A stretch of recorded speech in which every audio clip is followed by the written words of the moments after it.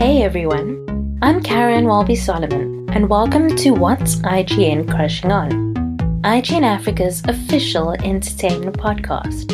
I'm your host, and I'm joined as always by my producer and editor Rebecca Barches. So this is a show where we discuss all things entertainment and pop culture with a new guest every week. We bring recommendations, news, and fun facts, sometimes touching on the more serious issues surrounding these topics.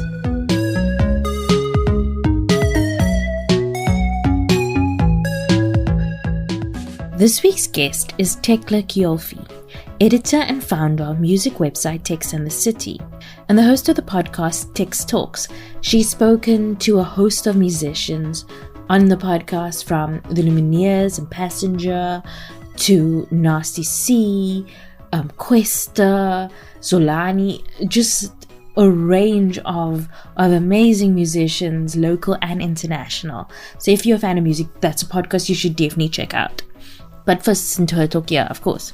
Tecla has been in the music industry for over 10 years, and she was also named one of Mail and Guardian's top 200 young South Africans.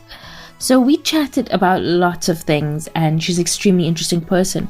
But in particular, we spoke about the time she auditioned for Idols and her opinion of what music competitions do for up-and-coming musicians in the industry. She spoke about what she thinks of this year's Grammy nominees, the DJ Lag situation. So much knowledge, so much information. This is definitely an interview you want to listen into. So yeah, I'm not going to chatter anymore and just say, here's our interview with Tecla. So hi, thank you so much for joining us. I'm really touched that you said yes. Yeah, obviously. So how are you doing? How have you been?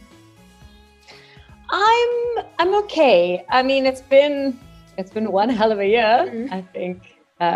Yeah.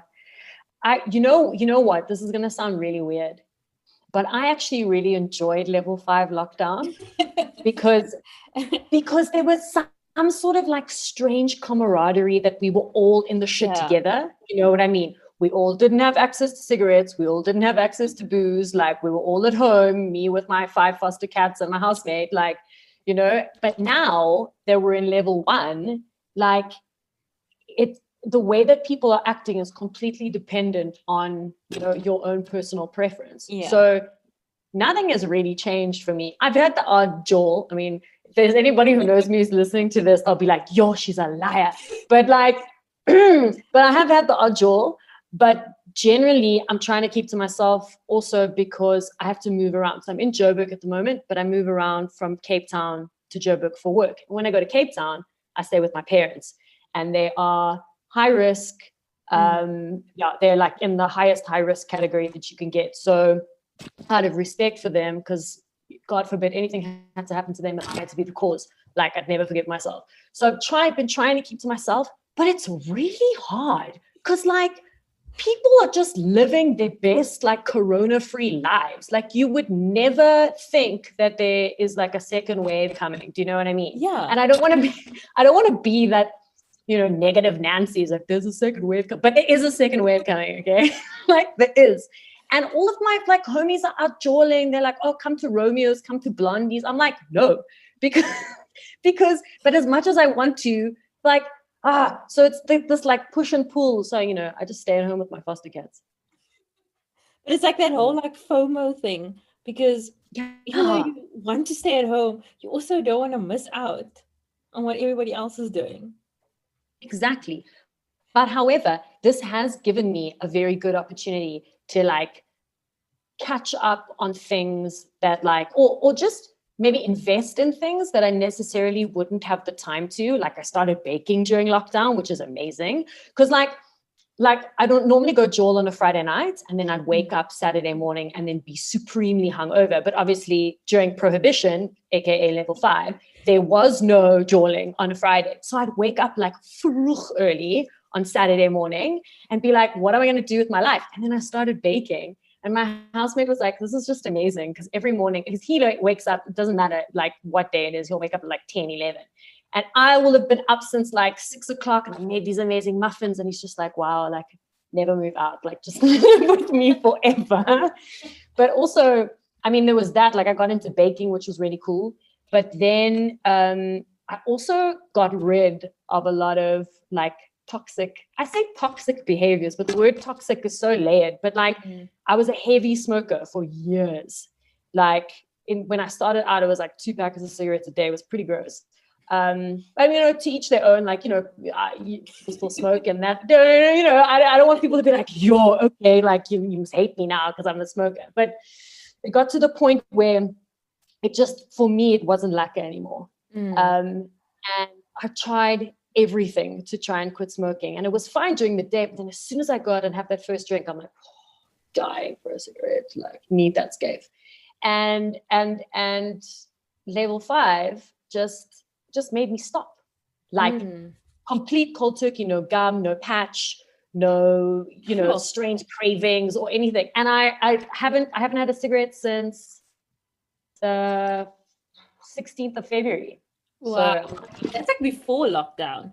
I know, except so I lived my best life just before lockdown, when like Corona was kicking off still like in China. I had booked a holiday to where did I go? I went to Sydney to see a friend of mine who I grew up with in Cape Town, who's been living there for the last few years. So I went to see him and his brother, who just gotten engaged. And like living my best Bondi life. And my parents would call me and they'd be like, listen, Tecla, there is some shit going down in China. Because this was end of Jan. They were like, are you sure you're going to be able to come home? I was like, oh, okay, well, let me check the news. Because I was in Australia, I wasn't watching, because I religiously watch CNN and news to keep up with stuff like that. Hadn't picked up a newspaper, hadn't read CNN, hadn't done anything. And then I checked and I was like, oh my God, like, I think Australia is going to go on lockdown. But I was leaving 3 days later. It's like, thank God. I was there in like Sydney airport. Like no one was wearing masks. And I think now I'm very, very, very lucky. But that was my last big jaw before I came back and then had the shackles put on me and couldn't go anywhere. Oh my God. Now, like one thing you have to know about me, like I'm such a nomad. And I love to move around. Like you can't pin me down. Somebody said to me the other day, a friend of mine was like, yeah, Tech's never in the city. And I was like, oh my God, it's so funny. I love that. But yeah, so the beginning of lockdown was hard, but I settled into like a really nice routine and a really nice rhythm, much more so than I have for like years. Like years I've been trying to eat healthy, stop smoking. And all of a sudden lockdown, did that for me. So I think I was just lucky, because there were a lot of people who really struggled, like mentally as well. Yeah. So tell me about like the origins of your love of music and where it all started. So good question. Very good. No one's asked me this in a while. So I think I always loved music. Like I played piano in school. I was in the choir in school. I was also in like the special choir. They called it the madrigal choir. We used to sing at weddings on the weekends, which we never got paid for anyway. Whatever, some Cyprians, I'm gonna send you the bill. And I just loved singing, and I loved music, and I grew up in a very musical household. That very cliche answer I'm going to give you now, like, yeah, my mother played me the Beatles and the Rolling Stones, and like, yeah, that's when my love of music. But she really did. She really did. And my dad was more like a rocker, so he was like Eric Clapton, and my mother was like Phil Collins. You know what I mean? So it's like that kind of. So I grew up in a household that listened to like completely like different kinds of music. And then when I matriculated, I took 2 years off. And I took 1 year off, and then 1 year ended up being 2. Anyway, that's a whole nother story. And then I started working at a live music venue that had just opened up in Long Street called Zula Soundbar. And I lied and I said that I could bartend. And 20 minutes into my first shift, the owner was like, you can't bartend. But instead of kick me out, they very nicely kept me. And they were like, okay, cool. We like you. We like your vibe. So what we're going to do is we're going to train you up on the service bar so you can service the waiters. And then the head bartender will show you how to make cocktails and everything. And back then, the only thing I knew about alcohol was like Savannah Dry. Like that was the extent of my knowledge because that's all that I drank at the time. So he was very cool, and he taught me about wine and cocktails and beer and different spirits and all that kind of stuff. And I worked at Zula. I ended up working at Zula for 3.5 years. And that was my into the music industry in South Africa. Because at the time, that venue was incredible. Unfortunately, it no longer exists, which is a huge blow to our scene. But the owners went on to do other stuff. And the owners were very, Zoe and Vusa were they're musical musicians, very entrenched in the scene, and wanted Zula to be a hub for musicians. And that's essentially what it became. And a lot of people that I still do business with to this day, I met at Zula. And then I met a man by the name of Mike Smith, who started a free music publication called Your LMG. He used to come to the bar quite a bit, and we started talking. And then he was like, oh, I'm starting up this thing. I'm looking for writers. And I was like, I can write. This is like before I even started Text in the City. And anyway, it took me like 3 months to submit my first piece, because halfway through I was like, yeah, I'll write about one of the gigs that are here this weekend. But then the next week I fucked off to Sicily for like a month, just like on holiday. I was like, whatever, I'm just gonna go live my best life. And then he emailed me and he was like, yo, where's my piece? And I'm like, it's coming. I promise it's coming. And then like a month and a half later, I submitted it. And then he was like, oh, actually, this bitch can write. Let me give her some other tasks to do. And then I started writing every week. But because LMG only came out monthly, at the time, monthly, my friends were like, we really like your stuff. Like, we enjoy reading it. It's funny. It's tongue in cheek. Like, why don't you start a blog? Now, this was 11 years ago. So social media in its infancy, like Twitter wasn't even a thing. Instagram wasn't a thing. Facebook was just a thing. And I started it on Blogspot. Oh, wow. The proper OG. Although the other day I interviewed, who was it? Oh my God, Shane from Desmond and the Tutus. And I was asking him about the origin of tutus and how they got together and whatever. And he was, I asked him about how they toured Japan back in the day, because they've been going for 15 years. And he said, we found the connection on MySpace. And I was like, yo, MySpace. Like, that was one thing I never got into. MySpace was never a thing. I used to check my boyfriend at the time. I knew his MySpace login details. I used to go check which bitches he was talking to. But other than that, I never really dabbled in MySpace. But anyway, I'm totally digressing. Wow. So then I started Text in the City. And I really started it because I was in second year varsity at the time. And I wanted to procrastinate. I didn't want to do any work. And I was in the library. And instead of being in the doing work, I would just refresh on Facebook, see how many counts, how many likes I'd gotten, how many people had checked out my post. And then I wrote every day. And I used to write about the most random stuff. Like, my first post was about a friend that I had who was Irish, and it was St. Patrick's Day. And I wrote about how if you see a crazy Irish man dressed head to toe as a leprechaun with a wig, with like a big shamrock, I was like, this is my friend. Buy him a drink. And subsequently, he messaged me the next day and he was like, oh my God, like, I got so drunk because people were like, gosh, yeah, I know. And then I thought, like, I might have something going here. Like, I might have a thing. And then I just wrote every day about random stuff. And then it started becoming more music focused because of what I was doing at Zula, and because I had access to all the gigs, and because I was writing for Your LMG. Text in the City just kind of took on a life of its own. And at the time, like, there were so many blogs, because we weren't fully fledged websites yet. We were still blogs. So it was My City by Night, which still exists, but I mean, they're more electronic focused. We Are Awesome, which was incredible. And then they also had their component to We Are Awesome. That was like thunder.com, where they'd go to all the jewels and take photos of people. Thunder.com. Yeah, thunder.com back in the day. Oh God, I'm showing my age. I'm 34, whatever. Woo. And then there was Don't Party, also electronic music based, but phenomenal. And all of us, we were like this little, and then there was Mahala that was based in Durban.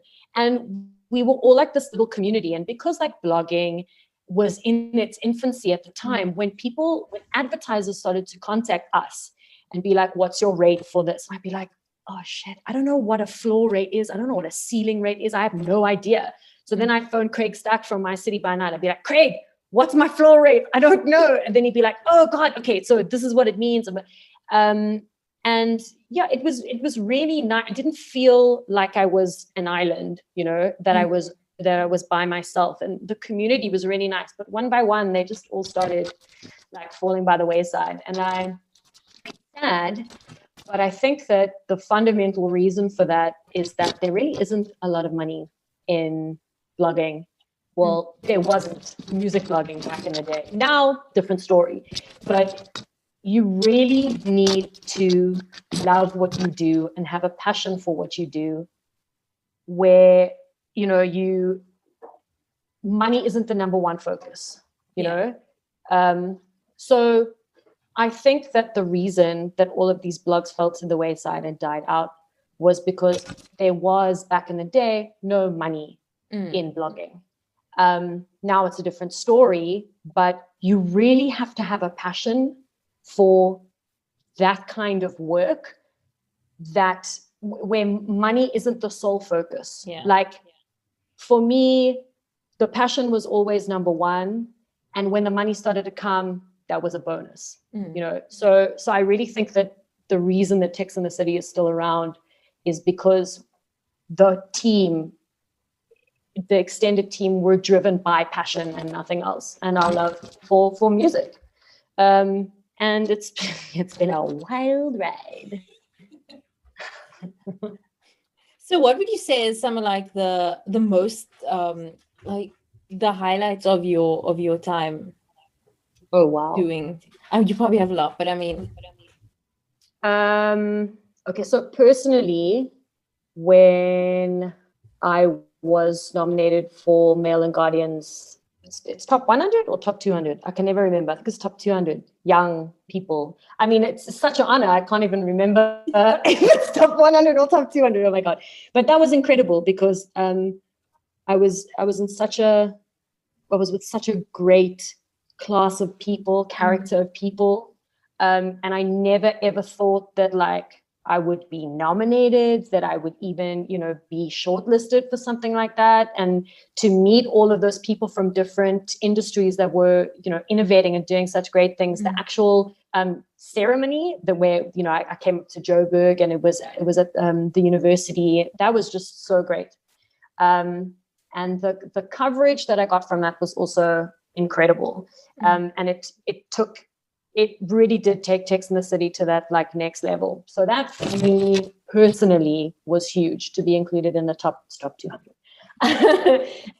But then I think for Tex in the City, there are a few projects over the years that have just blown my mind, and opportunities that like I would have never thought I would be able to get the opportunity to do something like that. But I think my After Dark series at the aquarium is like the jewel in my crown. My producer from Tex Talks is listening to this now. He's like, no, it's the podcast. I'm like, no, yeah, the podcast is cool. Yeah, it's cool. But I mean, I'm sure you know this about me, but I'm obsessed with the Two Oceans Aquarium. It's just, I think it's just one of the most beautiful places in the world. And I've got such lovely memories tied up with that place, with my family and growing up. And then at varsity, when I was doing my thesis, I used to get very, very, very stressed. And I was spending like basically the whole day, 24/7 in the library. And my mother was like, well, why don't you just go somewhere that can like de-stress you? So I thought, and I was like, the aquarium. I like the kelp forest, the kelp fronds that move like that. Yes, I'm doing the movement. Like was like, okay, let me go there. And then I went there once, and I went there twice, and I went there 3 times. Then I was like, it's getting a bit expensive because the aquarium ain't cheap.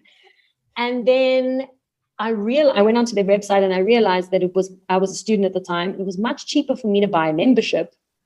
It was like the price of 2 tickets maybe. And then for the whole year, if you buy a soulmate card, that's what they call it. It's amazing.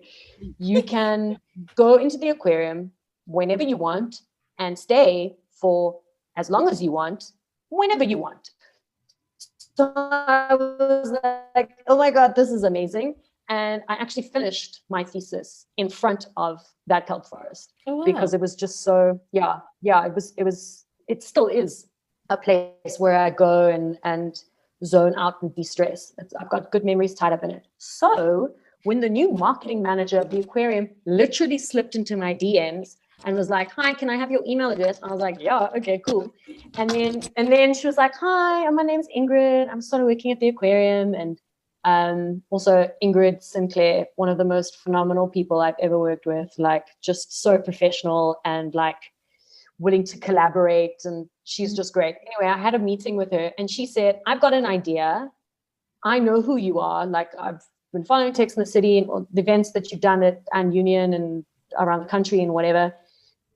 What I want to do is I want to bring a younger demographic of people back to the aquarium, because the kind of people who go to the aquarium mainly are tourists and families with children.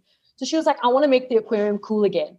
And you just post about the aquarium like 24/7 all the time. So, we might as well do something with you.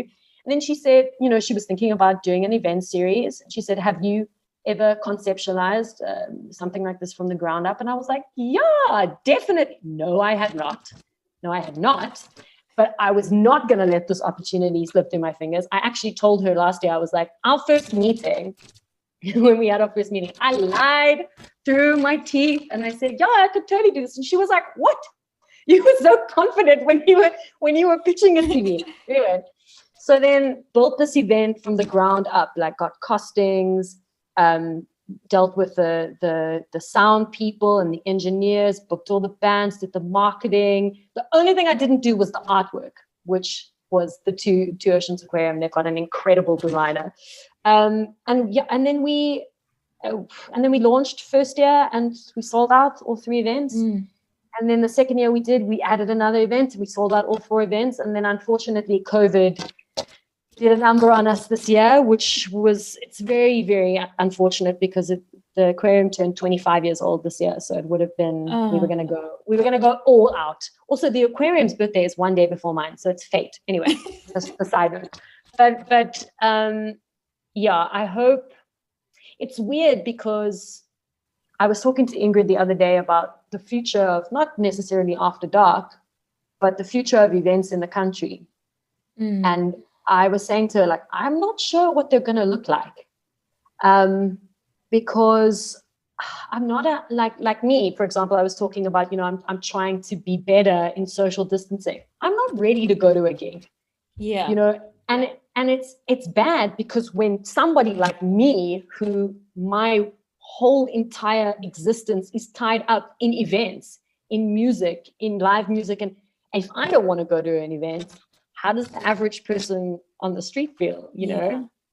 But then again, double standards, people are super happy to go to a bar with like 200 people around them and have a beer. But what do you think is going to happen? Again, you're just killing me with the good questions. I don't know. I really don't know. I hope that the 500 vaccines that are apparently out there that are between 90 and 95% effective. Well, I think there are 3 vaccines now. There's the Pfizer one, the Moderna one, and then there's a third one, not the Russian one. Jesus, I wouldn't inject that in me. Anyway, but I hope that they find a vaccine that is like 99% effective and that gets rolled out quickly. Obviously, people like you and I, we're not high risk. We're not health workers. We're not elderly. So we're going to be like the last people to get the vaccine. But I really feel like that really is the only way that we're going to return to a degree of normalcy when it comes to events. I don't really think that there's any other way. I mean, listen, the aquarium specifically, when they reopened, they were so good. Like I went there the day that they reopened, and they reopened, I think it was just for members, maybe like 2 days before they opened to the public. But they had sanitation stations, and they had blocked off certain walkways so you could only walk. They could like police, that you could only walk in a certain way, and they were monitoring everybody coming in. And I thought that was really great. But I heard the other day someone mention something called COVID fatigue, right? Where people get tired. People get tired of when they get to a bar writing down their name on a sheet, and they stop putting pseudonyms down, and they don't put their real cell phone number down, and then then get their temperature taken. And I went to, oh my God, I'm not going to mention the name of the place because they're going to get into trouble, but I went to a place the other day, and the guy was like, no, it's fine, you could just go. And I'm like, yeah, but what? Why? You didn't even take my temperature. What if it's like 105? I mean, I got my temperature taken the other day. It was 32. Does that mean I'm like dead?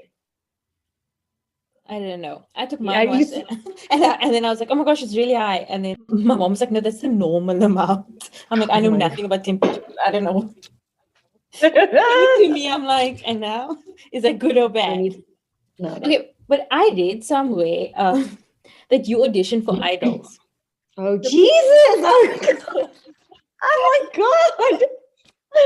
I do my research. I'm so shocked. Oh my God, I can't believe you brought that up. Sure. Okay. So yeah, I might have had dreams of becoming a pop star once upon a time. Once upon a time. My name means divinely famed. My parents had like mad high hopes. The least I could do for them is enter Idols. You know what I mean? Least. So, oh my God. But this was a long time ago. I think I was like still in school, actually. I think I was in like grade 10. Oh. And oh my God. And I sang Faith Hill's There You'll Be. You know the theme song from Pearl Harbor? Oh my God. And I didn't even make it through to the next one. So basically, for people who don't know, what happens when you audition for Idols? You don't go in front of the judges straight off, right? You first have a panel of people, I don't know, like people that they picked off to the side of the road, I don't know, who are like, they basically say yes or they say no. That's it. And then if they say yes, then you move on to the next round. Then there's another round. And then after that round, then you maybe get in front of the judges. So they're basically 3 rounds before you get onto TV, which is obviously also like how, and this is really bad, they get those wooden mic guys that are super bad, but they're very entertaining, right? Then they go into the panel and they're like, wow, you're so bad. You're a yes. Like, you're definitely in that category. And I just got a straight up no. Not even like you're so bad you could audition for the wooden mic. Nothing. It was just like, cheers, there's a little but. And there was this chick in front of me. The only way that I can describe her, and I love Patricia Lewis, so this isn't a diss. She literally was a young version of Patricia Lewis, but with cheaper flashpoints. You know what I mean? Yeah. And she had like the skinny jeans on and this like diamante top and my mother was like, that bitch definitely getting through. And she did. She got through. She even got to TV. She got to TV. Yeah. But then that was it. Hollywood killed her. No, not Hollywood. Where did they go in South Africa? Joburg, Gold Reef City or whatever. Gold Reef City. Oh my God. That was my Idols experience. I must say, like, I'm laughing at you, but I stood in the line one year. I didn't make it to the end. I stood in the line, and then after a couple of hours, I was like, no, I don't want this that much. So you didn't even make it to the front of the line. You were just like, I'm done with this. I am done. I got other things to do. I got Dawson's Creek to watch. Like, I've got things I need to do. I was like, no, I'm sorry. I came with a fan, and then she left, and then I was like, what am I going to do now? And then I just left. But yeah. So I wanted to know, so what do you think that music competitions are a good way for artists to get their feet in the door in South Africa? Definitely, 100%. I do feel like there, I have to be very careful with how I answer this, but the prize that you win at the end, I think that depending upon what that prize is, it can kind of make or break your win. Yeah. So I know of people who have won idols in the past, and it wasn't for them, because essentially you get signed to a big label, and big labels, as much as a lot of people like to say that record labels are not a thing and, they're on their way out, record labels are a thing. Record labels are going to be a thing for a very long time. But what, in my opinion at least, the function that a record label serves is that if you want to be a pop star, you sign to a big label. So, but if you don't, if you want to be an indie rocker, a big label, that's not where you belong. And so it depends upon what your personality type is, but then also where you see yourself, in your career. For example, I just interviewed Taché for Text Talks, and she said she's incredible and she's so authentic and she's got such a potty mouth. I fucking love her, and and very true to who she is. During the show, however, I didn't really get now I know who she is. During the show, I didn't really get her authentic personality coming through. But then obviously Franny was her coach, and then she won, and then she put out her single, and now she's actually signed with Wynand Mayberg, who is Franny's manager and also the basis of Book of Politica. But she's in that extended family now where she can be herself. And she wears what she wants to wear. She doesn't need to get her hair blow dried and put on a pretty dress. That's not necessarily her thing. Her thing is jeans, Converse, T-shirt. That's her vibe. She doesn't want to sing these kinds of covers. She wants to, make this type of music. So I think she's a really good example of somebody who won a singing competition, got her foot in the door, was exposed to people from the extended Foko family, and now that's opened up massive doors for her. So I feel like every case is different, but it's kind of what you make of it. Okay. Yeah. So was Text Talks a natural progression from Text in the City? How, when you decided to start it? Oh gosh. So Text Talks was born out of a day drinking session with my producer. That's what happened. My producer, Jonathan Ings, who's also a very good friend of mine. He's been a friend of mine for a long time. He's super knowledgeable, also been in the music industry for years. And he knows everything about podcasts. I know nothing about podcasts or new, because now he just throws me all these links. He's like, check this out, read this, read that. I'm like, oh my God, Jono, it's information overload. But we had drinks at Van Hunk's in Cape Town, and he was telling me about all of the podcasts that he listens to and how podcasts are taking off and why don't you have a podcast? And I was like, Jono, I'm so busy. I don't even have time to brush my hair. Now you want me to start a podcast? Are you insane in the membrane? Anyway, so then he, after a few drinks, a few tequilas, they have a very nice tequila special at Van Hunk's.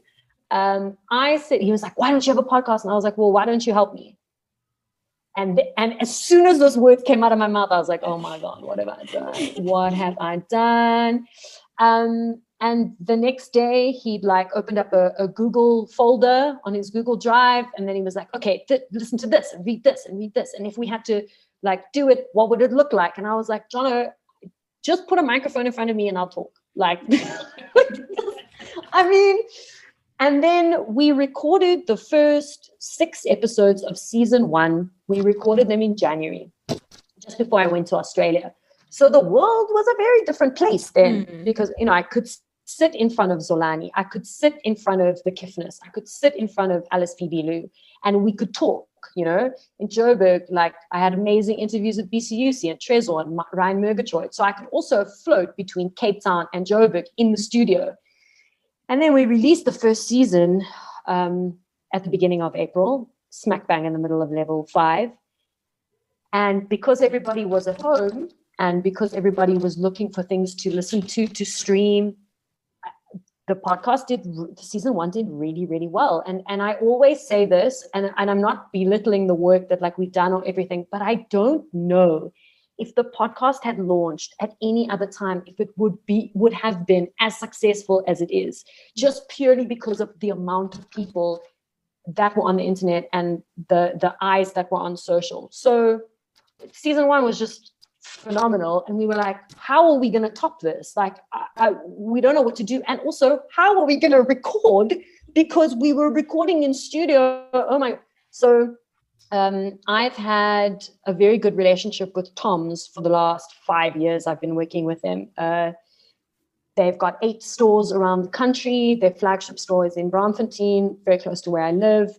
And I called the marketing manager and I said to her, listen, wild idea, but I've got this podcast. And she was like, oh, funny thing, we've just gotten a whole bunch of these M audio like setups, and they're perfect for podcasting. And, my boss is like a super huge fan of the podcast. So, and then they gave me all this gear, which I mean, I can't. Like, some of the people that I work with are just the best. Like, I can't enthuse about them enough, because, and I always say, when I talk about Tech Talks, I never say I always say we, because it's a team effort. It's not just me. Like, I could not do this by myself. If it wasn't for Jono, if it wasn't for, oh my God, Matthew, our other producer, who is an editing guru, Al, who does research, like Jess, who came from Tom's and gave me all the gear. Like, that's the extended family. And now we're smack bang in the middle of season 3, like gigantic, like 15 episodes. I don't know why I did it to myself anyway. But yeah, and it's been a really great project to work on while I've been in lockdown. It's been really great to apply my mind to, and also at the same time, it's been very interesting. But I've seen podcasting in South Africa explode. Like, your podcast, phenomenal. There's another guy called Kids Eat Toast Sometimes, phenomenal. Like, and slowly but surely, I'm seeing all of these podcasts like emerge, and not just any podcast, like high quality, like cool, engaging content podcasts. And I really hope that the trend continues. I think it's one of the better trends to have come out of lockdown. So what have been some of your favorite interviews that you've done so far? I think so. My interview with Questa was phenomenal. Firstly, because he's just got the most beautiful voice. Sounds like he's gargled with whiskey. He does. Like, no, he's just like, I could listen to him all night. And he, I mean, despite being one of the biggest rappers in the country, one of our biggest musical exports, he's the loveliest, humblest, most down to earth. He answered all of my questions with like a smile. Like, he was funny, he was engaging, and I didn't know what he was going to be like. I had only heard good things about him, but after interviewing him, it just reinforced like how much everybody loves him. Same with Casper Nyovest. I was so nervous. I was more nervous interviewing Casper Nyovest than I was interviewing Passenger and the Lumineers. Like, I don't know. It was just weird. It was strange. I was like, oh my God. Like, before the interview, like two hours before, I was like, should I have a glass of wine? I don't know. Like, don't fuck this up. Don't fuck this up. Like, in my head, I'm like, it's Casper Nyovest. Like, make a good impression. And he, as well, firstly, he was an hour late. But, rapper's prerogative. Yeah. It's Casper Nyovest. I'm like, it's fine. You can be 3 hours late. I don't mind. It's cool. It's cool. But that just made me like even more anxious. I was like, oh my God. And eventually, and his sister was doing his sound setup for him, which was so he was like in another room, like doing a meeting or whatever. And then his sister came in, his sister was like, okay, cool. So I'm going to sound check for him. And then like put the mic, I'm like, it was amazing. It was just great. And then he was very candid, very open, very honest. And he even spoke about AKA.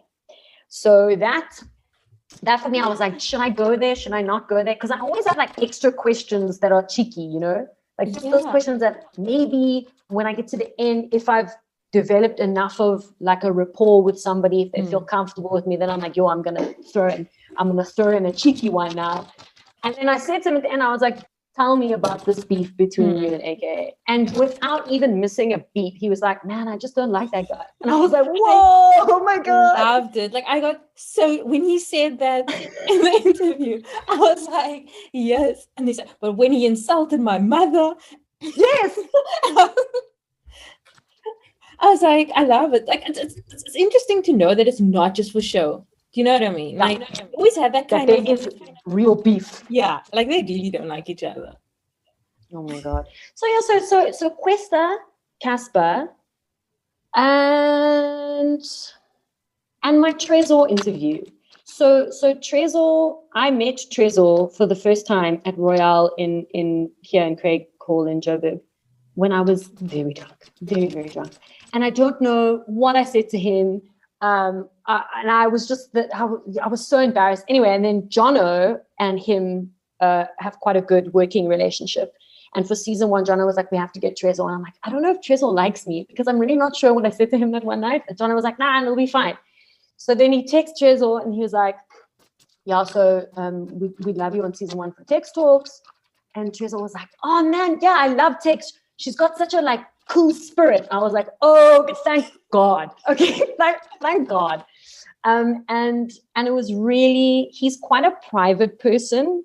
Like you don't really see, I call him the African Beyonce, because you don't really see like a lot of stuff about him in the media, like personal stuff. Like he keeps to himself a lot. And yeah, he spoke a lot about, I mean, his his stories pretty much become like legend, you know, crossing crocodile infested waters, running away from his country, coming to South Africa, working in Durban as a car guard. It's a very inspirational story.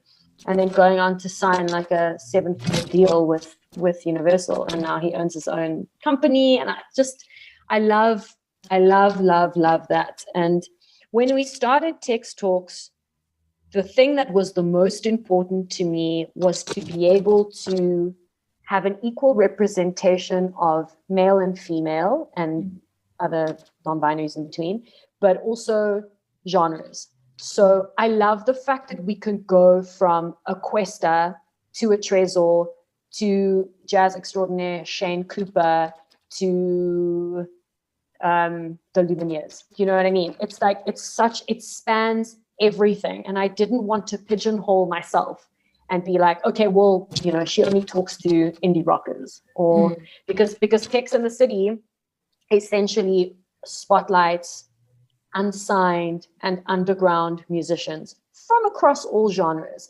We've opened it up over the years. Like when we started Text in the City, the music industry was a very different place 10 years ago. Like MCAR was still a thing. Like 5FM was playing like English rock bands. That was it. I mean, there was no Kom, there was no Amapiano. There was no like trap soul wave that there is coming out now with all of these young kids.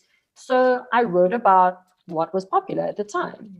And I realized very fast, this was maybe about 3-4 years ago, that I would have to, without sounding too dramatic, I would have to adapt or die, because if I didn't, I was going to become very irrelevant very fast. So I had to strike that balance with still staying true to my core audience. You know, I didn't want to alienate them too much, but then also opening myself up to talk about a DJ Lag or a MX Blouse or Shoma Josie, where it didn't feel weird and it didn't feel forced.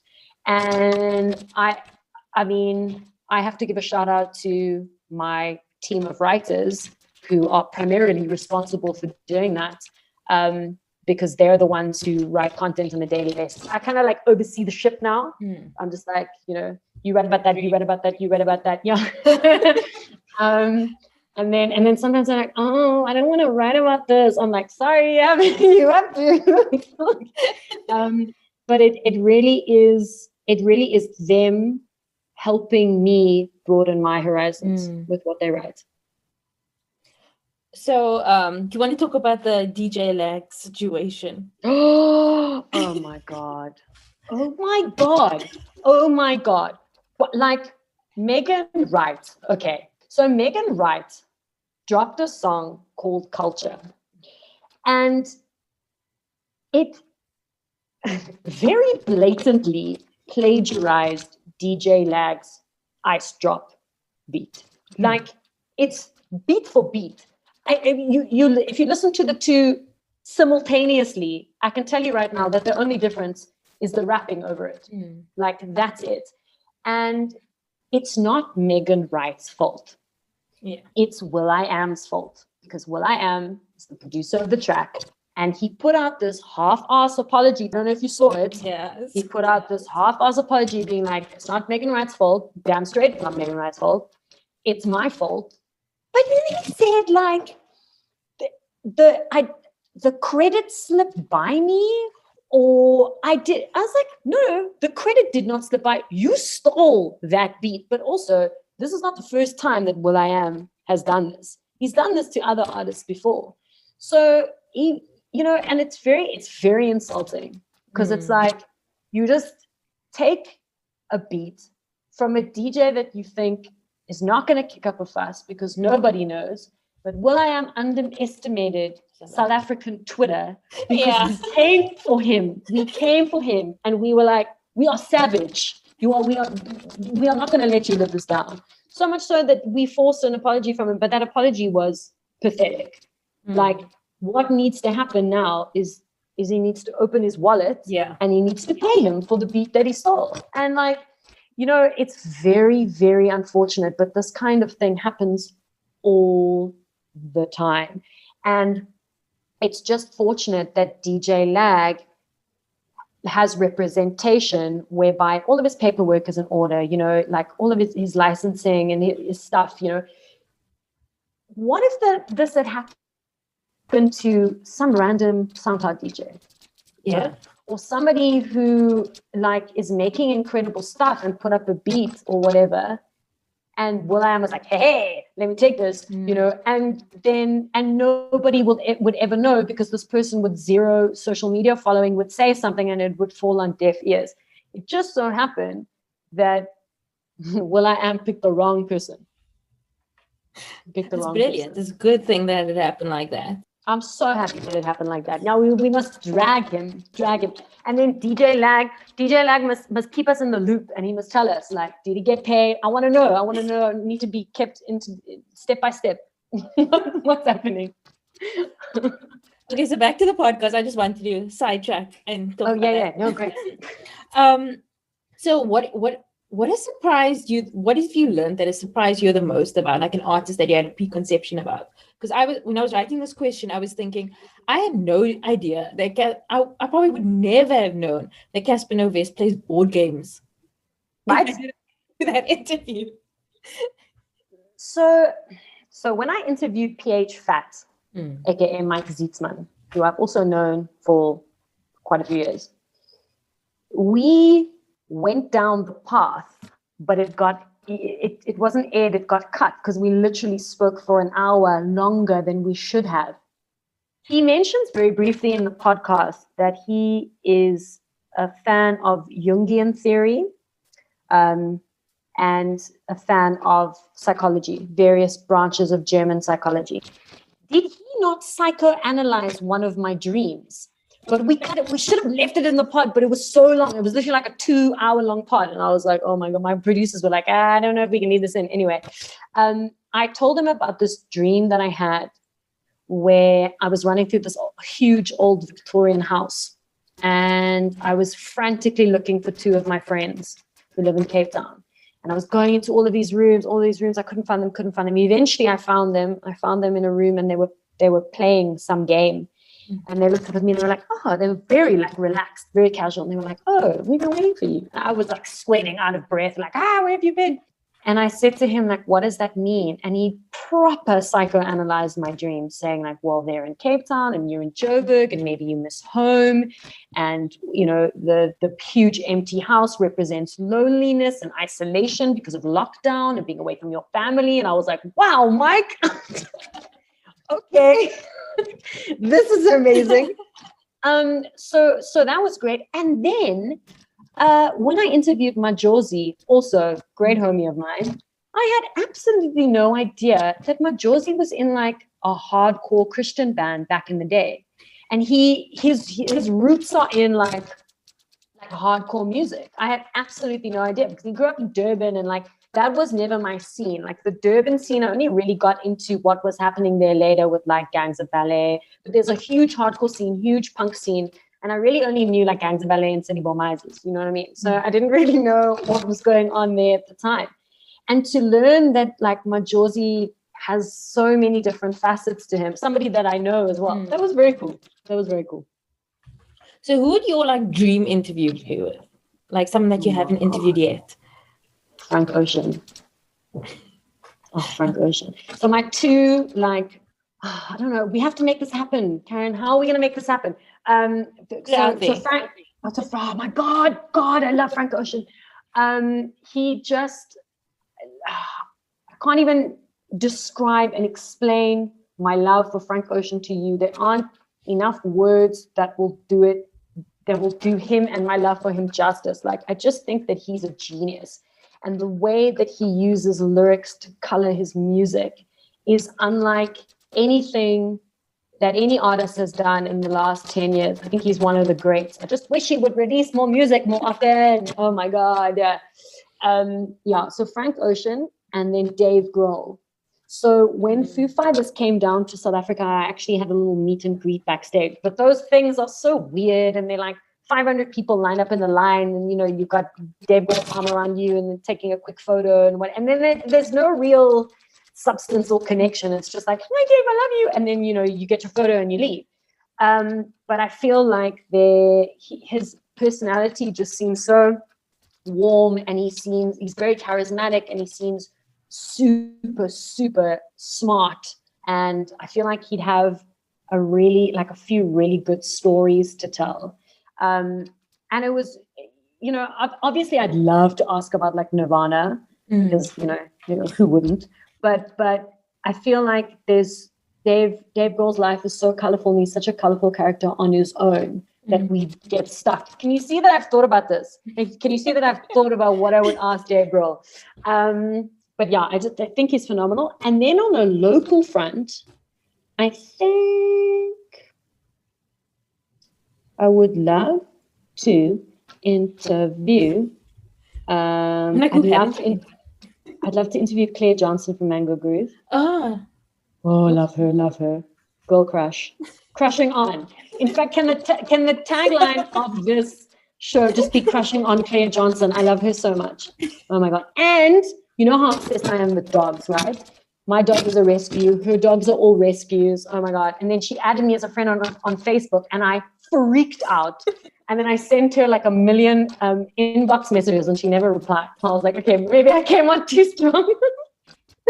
So, Claire, I love you. I'm sure she won't be listening to this, but if it has a name, she will listen to it. She'll be like, probably podcast. I love you, Claire. Please come on my podcast.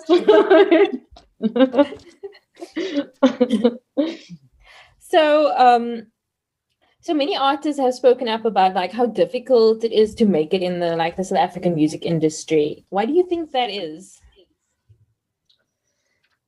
I think it depends upon what kind of artist you want to be. Like, America has a center for country music in Nashville. It's got a center for indie music and pop music in LA. It's got a center for hip hop music in New York. Like, it's got all of these places where, you know, you can go to songwriting camps, and you can go to all of these things, but it's got infrastructures in place. Like, you know, like I said, if you want to be a country singer, you go to Nashville. It's just what you do. It's what Taylor Swift did. Anyway, but here in South Africa, we don't really have that, right? Cape Town is supposedly where all of the creatives are, you know, but Joburg is supposedly where all the money is, you know, and being born and bred in Cape Town, I can only speak from experience by saying that is true, 100% true, and creatives musicians hit a ceiling in Cape Town. And when you hit a ceiling in Cape Town, what do? You move to Joburg. It's exactly what I did. I hit a ceiling in Cape Town and I moved here. But what I discovered living in Joburg is that it's not impossible to have the best of both worlds. It's just, I mean, obviously I'm not a musician, so it's a bit different. But I think that there have been a lot of musicians that have benefited from moving to Joburg. I think somebody like Trezor, definitely. Somebody like Bonge and Clem Carr, who are a couple, but also are signed to Trezor's label. They're from Cape Town. I've known them for years. I bumped into them when I first moved to Joburg, and they were like, "Oh my God, we're earning like legit money. You know, it's proper." I mean, you know, if you're a musician in Cape Town, you've got a day job to supplement that income that you're not making, you know, when you're gigging. And it's sad, but it's also the way that the industry has evolved. And there are only very specific types of musicians in this country that make money. But then again, you know, if you can write a good song, you don't necessarily have to be singing the song. If you want to write music and you can write a hit, you can live very comfortably. Yeah. So who are like the upcoming like South African artists that we should look out for? Oh my gosh, there's so many. So I think she's already hit a peak, but Elaine, yeah, I don't want to get this wrong. I think she's the first artist to sign to Columbia Records. I think you are. Check. Yeah, it is Columbia. So Elaine is a singer that you should definitely be keeping an eye on. Like, she released her debut EP independently, no backing of any label. And it was #1 on the Apple music charts for I don't know how many weeks. This matric girl, like just putting out this music. And her following wasn't even that big at the time. I honestly don't know how it happened. And then recently she just signed to Columbia Records, the first South African, I think, and first African artist to be signed to Columbia Records, which is a division of Sony. So she's gone. She's gone. But there's a guy, he's released 2 songs. His name is Delan John. And the 2 songs that this guy has released, it's like better than half the pop music that like Americans are making. And like America is the land of pop, you know what I mean? And this guy, he's like a kid from PE, like also min social following, like, and he's sitting on all of this music and he sends me songs and he's like, "Yo, I recorded this in my bedroom." I'm like, "Are you kidding me? Like, this is better than Justin Bieber's new single." Like, oh my God. So there's so much talent in this country. But like the question that you asked before about why is it so hard? It's because we don't have the foundation. We lack the infrastructure. Like Delan John should have gone to he doesn't even need to go to a songwriting camp. He needs like a PR agent. He needs a radio plugger, and he needs somebody that won't take him for a ride and that will nurture his talent. Do you know what I mean? Because unfortunately, there are people out there and they smell a good talent and they're like, "Ooh, yeah."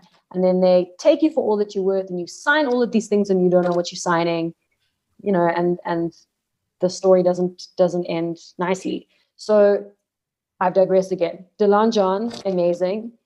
Then there's another artist by the name of Tando. He just put out his debut album called Ebusuku.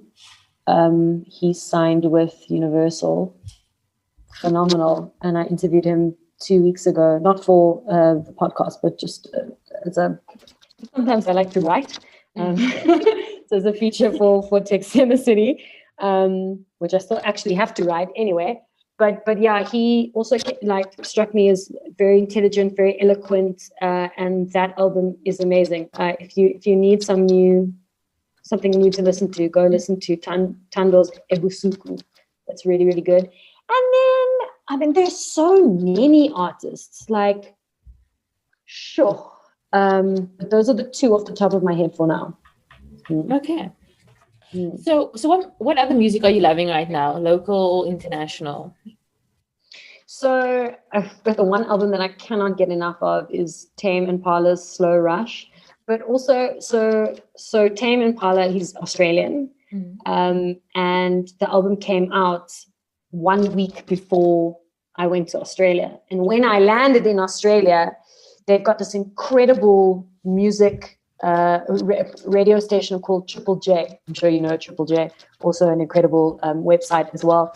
And Triple J is government funded, and they play all kinds of music, but primarily like indie, pop, rock, like all of the stuff that MCAR used to play, for example, that we now don't hear in South Africa.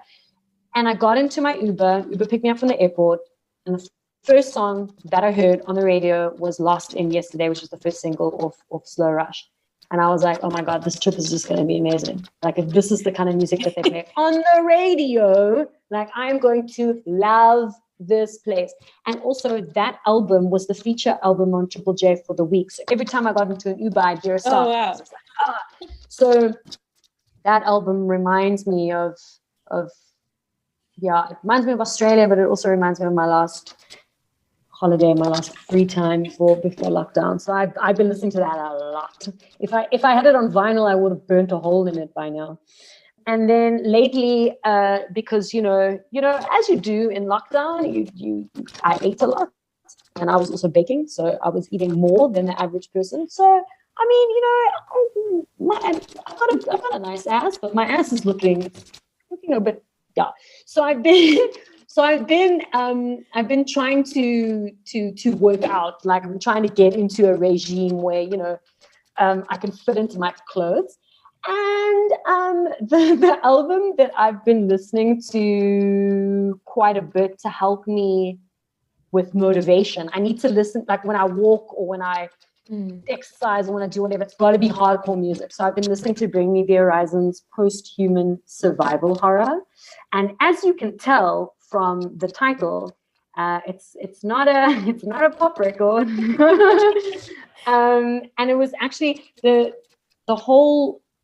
intention behind the album, and it was written in lockdown, and there are it's very pandemic heavy and pandemic influenced, and they talk about the government putting us into, and Bring Me the Horizon are from Sheffield in England, same town as the Arctic Monkeys. Like, I think they even went to the same school as the dudes from the Arctic Monkeys. But yeah, so they're from the UK, and they were responding to how Boris Johnston and the UK government imposed all these restrictions on them. And so it's very, it's kind of like dystopian. Like, is it the end of the world? Is it not? Like, what are the government trying to tell us? And I pick up something new every time I listen to it. It's very, there's some elements of drum and bass in it. Like, there's some pop in it. Then there's like some like heavy metal in it. So, well, not like heavy metal, but that I've been listening to a lot, and it's really good to motivate me. So I like angry walk. So what do you think of this year's Grammy nominees? Oh my God. Or next year's Grammy nominees? So I think The Weeknd was robbed. Blinding Lights. Oh my God. Blinding Lights, not only one of the best pop records of the year, one of the best pop records that I've heard. Also, I don't know if you've noticed, have you noticed that the opening melody sounds a lot like a-ha's Take On Me, the opening melody. Go and listen to it after this interview. Go and listen to it. You're going to be like, you're never going to listen to it the same way again. You're going to be like, 80s synth pop for life. But The Weeknd was robbed. And obviously he's been very vocal on Twitter about the fact that he's been robbed. And there will always be things that go on behind closed doors that we don't know about. So we don't know if right now it's he said, she said, but it sounds to me like, well, even though I feel that The Weeknd was robbed, it sounds to me like it's a bit like a sour grape situation. You know what I mean? Like, where did these Kanye egos come from? That people are like, damn, I was supposed to be nominated, but I wasn't. No, just everybody relax. You know what I mean? And then I also am very, very happy to see that every single nominee for Best Rock Album is female, which is phenomenal. That is phenomenal, especially after the last 2 years. The Grammys have been criticized heavily for not supporting women, focusing on women, shining a spotlight on them. So I feel like, the Grammys were like, well, we're going to do 5 women in one category. And then I honestly thought that BTS would get more nominations because they really are a phenomena. Yeah. I've never seen anything like, not even when Justin Bieber still had his like emo cut and he brought out Baby. I've never seen such hysteria over a band, and I still can't tell them apart. But I mean, they're very good. They're like 50 members. I know, they're like 7, 8 of them. I don't know, and they've all got a different hairstyle. So you just need hair color. So you just need to memorize the hair color, and then you're fine. But they that Dynamite song is catchy as fuck. Oh my god! I was even considering making it my ringtone. It's so good. And I really thought, and obviously their first English single as well, I really thought they would have been nominated for more Grammys. But one of the categories that always, every year, just blows my mind, and not in a good way, is Best New Artist. Because I want to know what constitutes a Best New Artist. Because Kate Renata was nominated this year, right? And Kate Renata has been around. Like, he's not a new artist. Do you know what I'm saying? No, I know exactly what you mean. Yeah. So the way that they make certain picks, like what the criteria is for certain artists to be eligible, I'd love to know what it is. And then, oh my God, I saw the best thing today. Somebody was bitching about Best New Artist. And Nicki Minaj, out of nowhere, came and was like, yeah, the Grammys, in 2012, 8 years ago, she was like, the Grammys gave Best New Artist to Bon Iver, the white man Bon Iver. And I was like, Nikki, it's 8 years ago. Are you not over this by now? What is going on? But like literally out of nowhere. That made me laugh today so much. Oh my God. White man Bon Iver.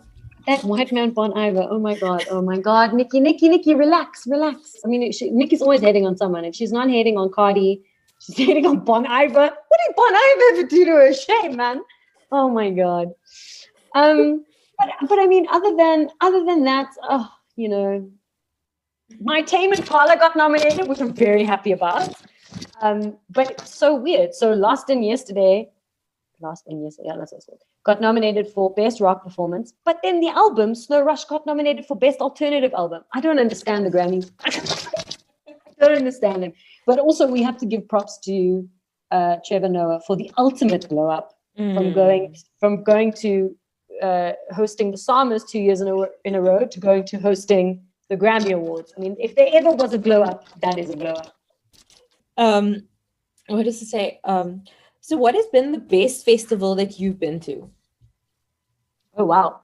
So locally, up the creek, because it's so novel. There are just very few festivals that can rival it. It's on the banks of the Breda River in Swellendam, and, it's such a beautiful setting. But then during the day, from like 9 o'clock in the morning until 5 o'clock in the evening, people are just in the river on their lilos, or on their inflatable blow-up flamingos and stuff. And then there's a stage in the water, and it's just so great.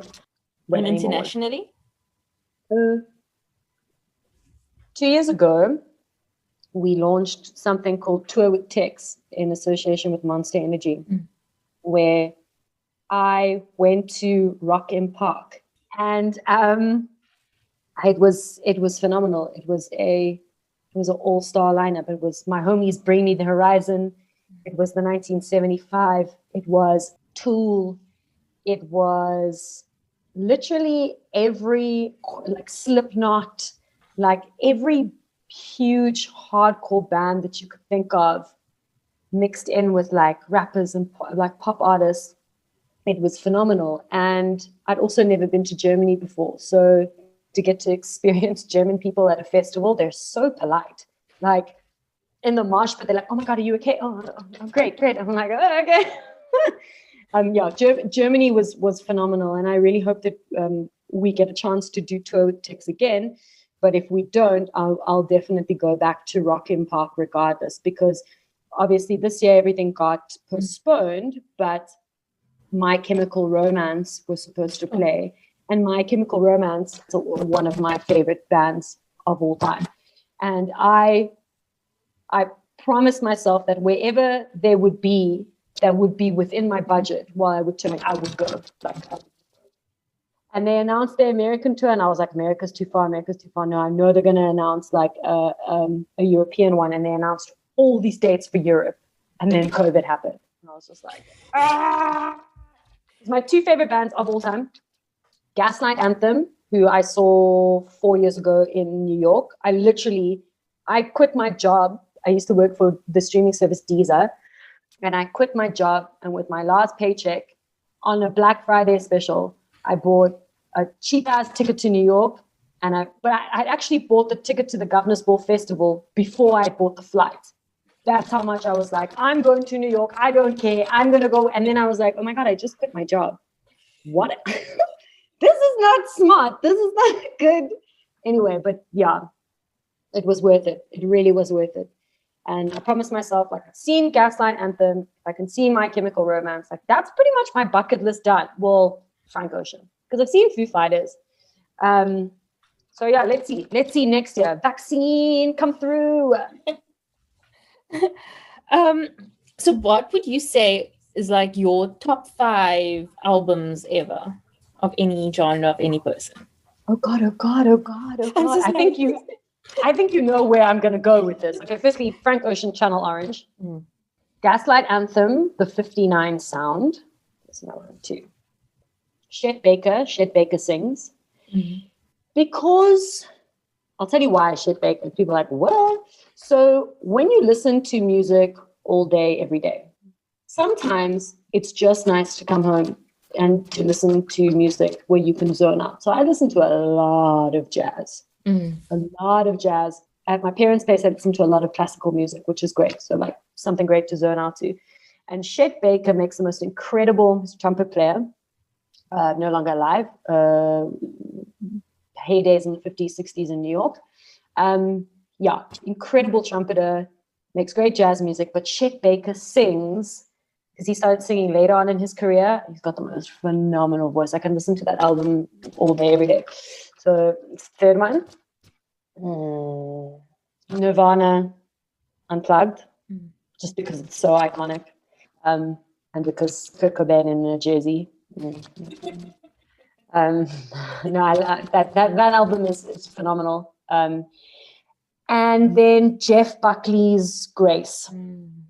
I'm a huge Jeff Buckley fan, and my ex-boss was also a big Jeff Buckley fan as well, and we bonded over that. So I mean, those are the 5 albums that all day, every day, just put them on loop and I'll be happy.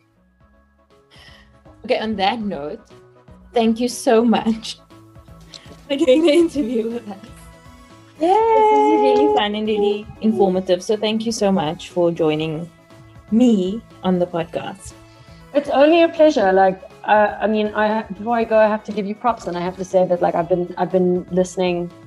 I've listened to a few of them, and I really like your line of questioning, and I like how engaged you are, and I like how you let your guests talk, and you're onto something very, very cool. So I can't wait to see how this podcast grows and how successful you and it become. I'm looking forward to that. Thank you. That was our interview with Tecla. You can find her personally at Tex on Fire on Twitter and Instagram. You can find the website Tex and the City at Tex and the City on social media, and you can also find her at Tex Talks, where it focuses specifically on the podcast. Links to everything that we discussed will be in the show notes. Before we head out, let me just do a little bit of a crushing on. So this week I'm crushing on 2 things. This seems like it's becoming common now. But the first is the film Mank on Netflix. It's a David Fincher film. He's David Fincher of Madonna music videos, of Fight Club, of Gone Girl, of the girl in the Girl with the Dragon Tattoo series. Amazing filmmaker. He directed this new film called Mank, and it's based on Howard J. Mankiewicz' life, or a portion of his life. Howard J. Mankiewicz was one of the writers, or many will assume the main writer of Citizen Kane, which is considered to be the best film of all time, which was directed by and starring Orson Welles, who all of you will know. But anyway, it's a really interesting film. It covers the portion of his life where he's writing Citizen Kane and all the things that affected it. Amazing performance by Amanda Seyfried as Marion Davies, the mistress of William Randolph Hearst, who started the Hearst Empire, and it is believed that Citizen Kane is based on Hearst. So Hearst wasn't a fan, it was a whole battle. Anyway, it sounds boring, but it's really interesting. I have this knack of making interesting things sound boring. But if you're a fan of old Hollywood or fan of Orson Welles, fan of Citizen Kane, it's a really great film to watch. Secondly, very, very different, but the Euphoria Christmas special. I just watched this and I was enthralled. I was crying. I don't know if it's that time of the month for me, or just everything about Euphoria affects me a lot, especially as someone who has a sibling who went through drug addiction. It's very beautiful, and it was filmed during quarantine, and there's a short snippet of a scene with Jules. Why can't I get to Jules? The actress who plays Jules' name. Anyway, with Jules, but the only cast in there is Zendaya and the guy who plays the sponsor, and the two of them are just discussing her relapse and how she felt after Jules left. And it just seems like it's very much a special, so it's not an episode of the show, it's not season 2. It's just it seems like a small scene, but just very emotional, extremely well acted. If you ever wondered why Zendaya has that Emmy, this is case in point. She's excellent. And we're probably gonna have to wait a while for season 2, so I know that they are releasing 2 specials. So the first one will be out today, Monday, and the second one would be out probably later in the month. But yeah, if you're a fan of Euphoria, please go head to Showmax if you in South Africa or in Africa. If you in the US or Europe, go to HBO Max. Like, excellent show, excellent special. Yeah, those are my 2 recommendations. So that's all from me. You can find me at Caryn Welby on Instagram, at Caryn Welby's with an S on Twitter, and sign up for my newsletter, Wildest Dreams, at wildestdreams.substack.com. Also follow us on YouTube at What's IGN Crashing On. Our Crown Season 4 roundtable is up. It's hilarious. Please have a listen, have a watch. Tell us what you think. Yeah, it's video form, so you get to see all of us. You get to see me, you get to see Fanny, you get to see Pierre, you get to see Zayan in our glory. But yeah, take a watch. We'll have another roundtable coming up soon, which you can join us for. When I will let you know on social media. I will let you know on the podcast. But it's always better to follow us on social media and get the news first. So yeah, thank you so much for listening. The podcast can be found at Crashing On Pod on Twitter, Instagram, and Facebook. You can find more information about this and all our other episodes at our website, crashingonpodcast.com, and send any feedback to crashingonpod@gmail.com. Join our Facebook group, Crashing On Club, where we chat about the show, celebrity news, recommendations, the whole shebang. Let us know what you think about what was discussed in this week's episode by sending us a voice note or email to crashingonpod@gmail.com. The show is produced by me, Caryn, and Rebecca Barches. The show is edited and engineered by Rebecca Barches. Our logo was designed by Nathifa Maroof. And the show was created in partnership with IGN Africa. If you like the show, tell everyone that you can, any way that you can. Keep up to date with all our episodes by subscribing to the show on Spotify, Apple Podcasts, or wherever you get your podcasts. And please rate and review the episodes on Apple Podcasts, as it helps others find the show. We'll be back next week with another in-depth conversation with a pop culture lover. See you then!